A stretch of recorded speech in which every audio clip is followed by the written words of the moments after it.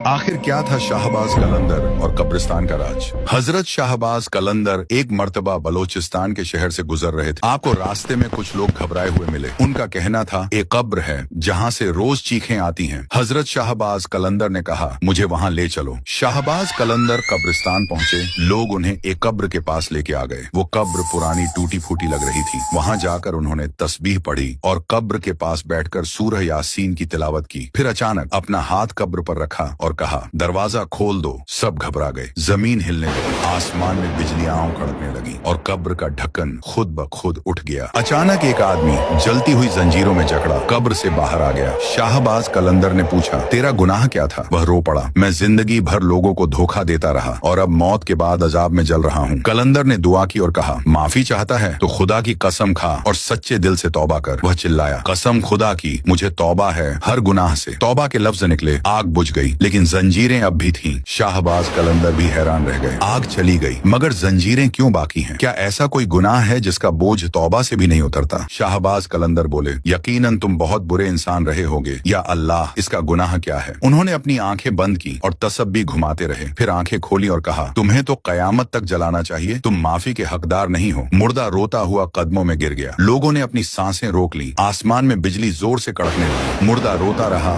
बेड़ियों में जकड़ा मिट्टी में गिरा हुआ। उसने कहा मैंने तौबा की मुझे माफ कर दो। शाहबाज कलंदर ने कहा अगर तू वाकई तौबा में सच्चा है तो उस कब्र तक चल कर जा जहाँ वो माँ दफन है जिसे तूने जिंदगी भर जलील किया था। जमीन फिर से हिली। कब्र के अंदर से एक पुरानी टूटी हुई कब्र सामने आई। रोता हुआ घिसटता हुआ वो उस कब्र तक गया और चीख कर बोला माँ मुझे माफ कर दो। मुझे अपना बेटा कह दो एक बार। और आवाज आई मेरे बेटे क्या अब तू सच में बदल गया है? अचानक आसमान से एक रोशनी उतरी। बेड़ियां टूट गईं और कब्र से एक रूह निकली नूरानी मुस्कुराती हुई। उसने कहा मैं तुझे माफ करती हूँ अब तू आजाद है। और वो दोनों रूहों को फरिश्ते लेने के लिए आ गए। कलंदर ने अपना सर झुका लिया और कहा जो माँ की बेअदबी करता है उसे जहन्नम की आग का सामना कब्र में ही करना होगा।